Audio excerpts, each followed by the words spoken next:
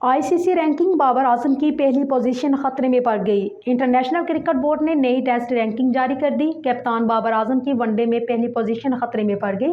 ICC की जारी करदा नई रैंकिंग के मुताबिक मेंस वनडे बैटिंग और रैंकिंग में भारत के विराट कोहली श्रीलंका के खिलाफ सीरीज में शानदार परफॉर्मेंस का मुजाहरा करने के बाद 2 दर्जे तरक्की पाकर चौथी पोजीशन पर आ गए हैं।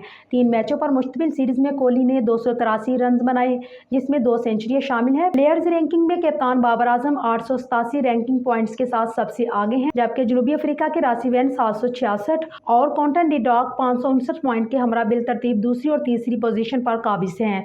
भारत के साबिक कप्तान विराट कोहली मजमूई तौर पर 750 पॉइंट्स के साथ चौथी, डेवन वार्डन 747 पॉइंट के हमरा पांचवी, जबकि अमामुल हक छठी, उनके 740 पॉइंट है।